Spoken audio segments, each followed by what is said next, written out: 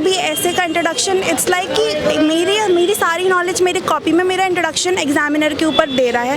Why how पूछें, आप question करें तो आपको आंसर मिलेंगे वहाँ पे, आपको थोड़ा दिमाग लगाना पड़ेगा because not like GS answer. Philosophical आते हैं वो जो डायरेक्ट आता है, उस दोनों का मिक्सचर। कोई भी अगर स्टोरी दे रहे हैं, कोई भी एनेक्डोट दे रहे हैं, तो आप थोड़ा उसे इमोशनल टोन की तरफ ले जा सकते हैं। लिखने से ही ऐसे आएगा।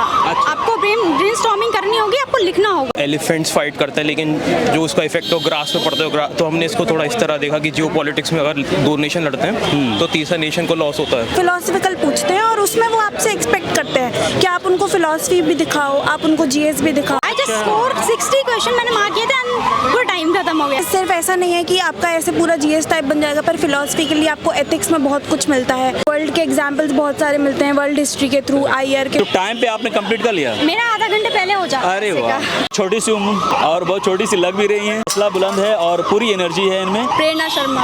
आज मैम से मैं खुद प्रेरणा लेना चाहूँगा कि किस तरह यूपीएससी की तैयारी कर। अच्छा था पेपर, काफ़ी आसान था और मतलब फिलोसफिकल टाइप थोड़ा ज़्यादा था, यूपीएससी पैटर्न पे ही था पूरा, तो एज सच तो अच्छा ही था। आप एंथुसियास्टिक थोड़ी लग रही है, इसलिए मुझे लगा कि आपसे बात करनी। मैम एसे की तैयारी, एसे के पेपर में क्या अलग इस बार दिख रहा है लास्ट ईयर से? ऐसे के पेपर में एक्चुअली लास्ट ईयर से तो सिमिलैरिटी है, पर पहले से पैटर्न थोड़ा चेंज हुआ है, क्योंकि क्या पैटर्न क्या चेंज हुआ है? पहले जनरली क्या होता था कि एक क्वेश्चन में फिलोसफिकल ऐसे पूछते थे और दूसरे में थोड़ा जीएस टाइप, लेकिन अब वो दोनों में ही जो है वो जीएस टाइप पूछते हैं, सॉरी फिलोसफिकल पूछते हैं, और उसमें वो आपसे एक्सपेक्ट करते हैं कि आप उनको फिलोसफी भी दिखाओ, आप उनको जीएस भी दिखाओ, आप उनको मल्टी डायमेंशनल चीज़ें दिखाओ, तो ऐसे करके। तो मतलब इसमें इन्होंने क्या किया, फिलोसफिकल नॉन फिलोसफिकल का मिक्स कर दिया। ओके। ऐसे अब वो आपको एक ऐसा एक स्टेटमेंट देंगे जिसमें आपको ढूंढना है कि मतलब उसमें चीज़ों के वर्ड्स के क्या मैनिफेस्टेशन हो सकते हैं, उससे और क्या चीज़ें उसका मतलब निकलता है। तो इसके लिए क्या मतलब स्टूडेंट की स्ट्रेटेजी क्या होनी चाहिए? बिकॉज सी आप प्रिपरेशन करो तो फिलोसफिकल न्यूज़ में दोनों का ध्यान है, लेकिन इसमें कुछ बच्चे हो सकता है कि नहीं कर पाए होंगे, लेकिन कुछ बच्चों जो स्मार्ट है वो कर पाएंगे। तो इस जो चेंजेस है, इसमें चेंजेस जो थे, इसमें किस तरह का आपको प्रेजेंस ऑफ माइंड होनी चाहिए, तैयारी का क्या पैमाना होना चाहिए, किस तरह से टैकल करना चाहिए ऐसे क्वेश्चन को? सर ऐसे क्वेश्चंस को टैकल करना मतलब काफ़ी आसान है, क्योंकि हम 4 तरह के जीएस पढ़ते हैं, उसमें बहुत सारे सब्जेक्ट्स होते हैं, तो आप अगर कोई भी ऐसे को सारे जीएस के पर्टिकुलर सब्जेक्ट्स वाइज अगर आप सोचो तो आपको बहुत सारी चीज़ें मिलेंगी। जैसे सिर्फ ऐसा नहीं है कि आपका ऐसे पूरा जीएस टाइप बन जाएगा, पर फिलोसफी के लिए आपको एथिक्स में बहुत कुछ मिलता है, आपको वर्ल्ड के एग्जाम्पल्स बहुत सारे मिलते हैं, वर्ल्ड हिस्ट्री के थ्रू, आईआर के थ्रू, तो ऐसे आप बहुत सारे डायमेंशंस को उसमें खोल सकते हैं। और उसके अलावा आप अपने डे टू डे लाइफ में आसपास की चीज़ें तो देखते ही हैं, वहाँ से भी आप काफ़ी कुछ चीज़ें समझ सकते हैं। कहा जाता है कि ऐसे में एक फॉर्मेट, इंट्रो, बॉडी, कंक्लूजन, ये बहुत इंपॉर्टेंट होता है। इंट्रो कितना इंपॉर्टेंट होता है कैसे के लिए? अगर कोई इंसान आपको फर्स्ट टाइम दिखेगा और वो आपसे कोई बात करेगा, तो फर्स्ट इंप्रेशन से आप उसको काफ़ी हद तक जज कर लेंगे। बिल्कुल वैसे ही कोई भी ऐसे का इंट्रोडक्शन, इट्स लाइक कि मेरी सारी नॉलेज मेरी कॉपी में मेरा इंट्रोडक्शन एग्जामिनर के ऊपर दे रहा है कि इस बच्चे को कितना पता है, कितना नहीं पता है। तो जैसा मेरा इंट्रोडक्शन का पहला आईना है वो बिल्कुल वैसा ही है कि अगर आपका इंट्रोडक्शन उसको अच्छा लगेगा तो उसे पढ़ने में मज़ा आएगा, और मज़ा आएगा तो आपको मार्क्स मिलेंगे। इसके अलावा मज़ा आना चाहिए, मज़ा आए इसके लिए क्या करें? मज़ा आए इसके लिए आप कोई भी तरीके की चीज़ों को कैची बनाइए। जैसे आजकल के टाइम पे क्या है, इमोशनल बातें अगर कोई करे तो वो बहुत जल्दी इंसान के साथ कनेक्ट होता है, तो ऐसे ही आप कोई भी अगर स्टोरी दे रहे हैं, कोई भी एनेक्डोट दे रहे हैं, तो आप थोड़ा उसे इमोशनल टोन की तरफ ले जा सकते हैं, लेकिन एक बैलेंस बनाते हुए, क्योंकि एक सिविल सर्वेंट को सिर्फ इमोशन के ऊपर तो नहीं खेलना होता, तो इसीलिए उसको सारी चीज़ों का बैलेंस बनाना है, लेकिन थोड़ा टोन ऐसा रखना है जिससे वो पब्लिक के साथ, एग्जामिनर के साथ कनेक्ट कर पाए। तो ये क्या पैराग्राफ, मुझे बॉडी की बात करनी, पैराग्राफ में लिखना चाहिए, बुलेट पॉइंट में लिखना चाहिए, क्या तरीका सही होता है आपके साथ? ऐसे में तो पैराग्राफ्स में ही लिखते हैं, ये वाली डिबेट तो जनरली जीएस के लिए ज़्यादा रेलेवेंट है। बिल्कुल। हाँ।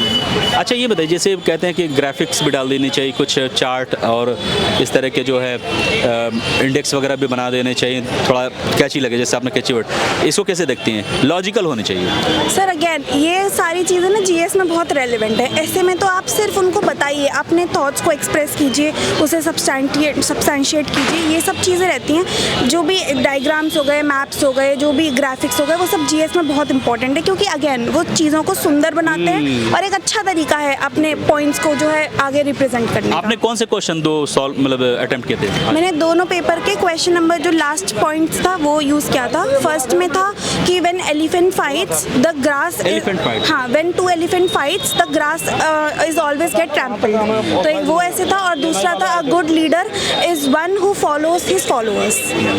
चलिए, all the best ma'am. Thank you. Last year comparison में ये मुझे सिंपल लगा। अच्छा, हाँ, इसमें फिलोसफिकल नॉन फिलोसफिकल किस तरह से थे? फिलोसफिकल थे ज़्यादातर, नॉन फिलोसफिकल तो बहुत ही कम, मतलब नहीं थे, फिलोसफिकल थे ज़्यादा। बहुत छोटी सी उम्र और बहुत छोटी सी लग भी रही हैं, और बट हौसला बुलंद है और पूरी एनर्जी है इनमें। क्या नाम है मैम आपका? प्रेरणा शर्मा। प्रेरणा। आज मैम से मैं खुद प्रेरणा लेना चाहूँगा कि किस तरह यूपीएससी की तैयारी कर। मैम, कैसे तैयारी की आपने, कैसे कैसे यहाँ तक पहुँची? सर, मैं 3rd ईयर में थी तब मैंने स्टार्ट करा था, कोचिंग ली थी मैंने नेक्स्ट IAS में। देन फर्स्ट अटैम्प्ट दिया मैंने कोचिंग के बाद ही, पर उसमें मेरा नहीं हुआ, I score very less marks. फिर सेकंड अटैम्प्ट दिया मैंने तो उसमें थैंकफुली आई क्लियर। सो ये फर्स्ट मीन्स था। आपके ऑप्शनल क्या है, मीडियम क्या है? PSIR and English medium. तो आपने तैयारी खुद से की या फिर कोचिंग वगैरह से? नहीं, कोचिंग ली थी मैंने। कोचिंग ली थी। ये बताइए, जो क्वेश्चंस थे ऐसे की तैयारी कैसे करनी चाहिए, आपने कैसे तैयारी की ऐसे की? टेस्ट देना चाहिए आपको, जब हम टेस्ट देंगे तो हमें समझ में आएगा। आई थिंक मेरा जो परफॉर्मेंस रहा आज का वो पूरा टेस्ट बेस पे ही था। आप टेस्ट देंगे तो आपको इजी लगेगा फिर सॉल्व। मम्मी आई है, तो मम्मी भी आई है साथ में। आप ये बताओ कि ऐसे फिलोसफिकल ऐसे को डिकोड करना बहुत ज़रूरी होता है, आपको समझना ज़रूरी है, तभी आप लिखो। क्या तरीका होता है डिकोड करने का? डिकोड का यही है कि आप वाई हाउ पूछें, आप क्वेश्चन करें तो आपको आंसर मिलेंगे वहाँ पे, आपको थोड़ा दिमाग लगाना पड़ेगा, because not like GS answer. You have to ask question कि why it is happening, and if it is happening then what is the consequences of it. If this is the consequences तो हम उसको कैसे ठीक कर सकते हैं। So you have to ask like this, आपको आंसर वहाँ पे मिल जाएंगे। आपने प्रैक्टिस वगैरह तो की होगी ऐसे कि ऐसे अच्छा आप कैसे कमांड है, क्या प्रिपरेशन है, क्या पैरामीटर्स होना चाहिए? ऐसे लिखने से ही ऐसे आएगा। अच्छा। आपको ब्रेनस्टॉर्मिंग करनी होगी, आपको लिखना होगा। ऐसे एकदम से नहीं आएगा कि आप जाके एकदम से मेंस दोगे तो नहीं आएगा। इस बार आप डरी हुई थी जिस तरह प्रीलिम्स से क्वेश्चन आए, आपको लग रहा होगा मेंस में भी कुछ ऐसा ना हो जाए? नहीं, ना मैं प्रिलिम्स में डरी थी, ना ही मैं मेंस में डरी थी, बिकॉज होना है वो तो होगा ही, बस ऑल अबाउट कि हम कैसे डील करते हैं उस चीज़ों से। हाँ, तो आपकी ये सेकंड प्रीलिम्स थी, पहली प्रीलिम्स आप नहीं निकल पाए, इस बार निकल पाए। क्यों, ऐसा क्या किया था इस बार? क्योंकि इस बार तो बहुत ज़्यादा पहली बार मैंने पेपर कंप्लीट ही नहीं कर पाया था। आई जस्ट स्कोर 60 क्वेश्चन मैंने मार्क किए थे एंड पूरा टाइम खत्म हो गया था, तो उसकी वजह से तो 20 मार्क्स का गैप रहा, जो कट ऑफ थी और जो मेरे मार्क्स थे उसमें। एंड इस बार मैंने कहा कि अटेम्प्ट करेंगे, फिर बाद में देखें क्या होता है, तो I score very good marks. क्योंकि इस बार अच्छे प्रीलिम नहीं निकाल पाए, बट आप पिछली बार नहीं निकाली, इस बार निकाल लिया आपने। अब ये बताइए, आपके ऑप्शनल पे PSIR हैं, उसके लिए किस तरह तैयारी कैसी तैयारी आपकी?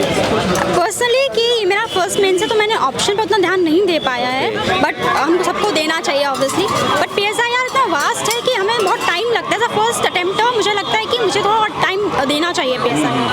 बट ठीक है, हम लोग कोचिंग के नोट्स हैं, रिवाइज करते हैं, देन टॉपर कॉपी देखते हैं, थोड़ा प्रैक्टिस करते हैं तो वो हो जाता है। ऐसे में क्वेश्चन कौन कौन से थे मैम? जैसे ये पेपर है, कौन से क्वेश्चन थे? एक 2 मिनट। ये क्वेश्चन ऐसे के पेपर हैं, और इसमें कौन कौन से सॉल्व किए थे हमने, कौन से लिखे हैं आपने? मैंने ये 4th वाला लिखा है। अच्छा। एंड सेकंड, ये 4th वाला एंड इसका 2nd वाला। अच्छा, हर एक सेक्शन से एक लिखना होता है, राइट? तो टाइम पे आपने कंप्लीट कर लिया? मेरा आधा घंटे पहले हो जाता है। अरे वाह, चलिए, all the best ma'am, thank you. On ही रखना, बंद मत करना, ठीक है? सर अच्छा था, मतलब ऐसा डुएबल था, थोड़ा डुएबल था। लास्ट ईयर के बनस्पत इस बार ऐसे कैसे देखते हैं इस सर? मतलब सेम ही है ऐसे, तो जैसे कुछ फिलोसफिकल आते हैं, कुछ डायरेक्ट आता है, उस दोनों का मिक्सचर था। कोई अच्छा, फिलोसफिकल नॉन फिलोसफिकल दोनों थे? जी, मतलब दोनों सेक्शन में दोनों थे, तो अपने हिसाब से चूज कर सकते हो जो भी आपको लगता है। जैसे क्वेश्चन कुछ कोई ऐसा सवाल जो आपको लगा कि आप बना सके और अच्छा रहा? सर जैसा एस्से राइटिंग का पेपर था, तो एस्से में जैसे एक था कि मतलब एलिफेंट्स फाइट करते हैं, लेकिन जो उसका इफेक्ट हो ग्रास पे पड़ता है, तो हमने इसको थोड़ा इस तरह देखा कि जियो पॉलिटिक्स में अगर 2 नेशन लड़ते हैं तो तीसरा नेशन को लॉस होता है। अच्छा। जैसे US रशिया अगर लड़ रहा है तो लॉस यूक्रेन का हो रहा है, और ऐसा इजराइल का लॉस हो रहा है जबकि उसको बैकिंग। तो इस तरह से हमने उसको थोड़ा खोला। बहुत बड़ी फिलोसफिकल हो गया, राइट? ये मतलब इसको फिलोसफिकल तरीके से खोला, पर ये थोड़ा नॉन फिलोसफिकल टाइप में आता है। बाकी फिलोसफिकल में होता है कि डिकोड करना बहुत जरूरी होता हाँ, है। जैसे लास्ट ईयर आया था ट्रुथ नोज नो कलर, तो इसमें आप कुछ भी मतलब निकाल सकते हो। तो थोड़ा ही हो गया। कैसे देखते हैं इस बार प्री इतना खतरनाक कह सकते हैं, उस हिसाब से आप लोग डर रहे हो कि मेंस में क्या होगा, लेकिन कैसा लगता है लास्ट ईयर बनस्पत इस बार के पेपर में? Sir paper no doubt tough तो बहुत था और थोड़ा लक फैक्टर भी आया था लोगों जिनका अच्छा टफ था राइट। प्रीलिम्स का टफ था, लेकिन हमें उससे मूव ऑन करके अब आगे इसकी तरफ देखना पड़ेगा कि हम मेंस को कैसे टैकल करते हैं, क्योंकि मेंस भी हर बार की तरह एक नया चैलेंज है। Correct. और जैसे AI इवॉल्व हो रहा है ऐसी एग्ज़ाम भी इवॉल्व हो रहा है और उसके अकॉर्डिंग ही वो अपना पैटर्न वगैरह सब बदल रहे हैं और शायद बदलेंगे भी, ऐसा लग रहा है। ऐसी की तैयारी कैसे की थी आपने? सर ऐसे के लिए मैंने मतलब प्रीवियस ईयर टॉपर जो होते हैं उनके ऐसे पढ़े थे और उसके अकॉर्डिंग वो कैसे लिखते थे उससे मैंने सीखा, उनके जो फिलॉसफी जो डालते थे और जो थ्योरी लिखते थे वही मैंने अपने एसेज में इनकलकेट करने की कोशिश करी थी। ये कौन सा अटेम्प्ट है आपका, मीडियम क्या है? सर ये मेरा पहला अटेम्प्ट है और इंग्लिश मीडियम है। पहले मीडियम में आप पहले अटेम्प्ट में आप मेंस तक पहुंच गए, बहुत बढ़िया। अच्छा तो तैयारी वगैरह कहाँ से की आपने, सेल्फ स्टडी था, कोचिंग कैसे? सर मैंने अपने घर से मेरठ से करी थी और ऑनलाइन कोचिंग ली थी बाजीराम में। कैसा आप कैसे देखते हैं आज के परफॉर्मेंस ऐसे का, आपका कैसा रहा ओवरऑल? सर मतलब बिलो एवरेज कहूँगा मैं, तो ज़्यादा अच्छा नहीं हुआ, बस पूरा हो गया पर ज़्यादा अच्छा नहीं रहा। चलिए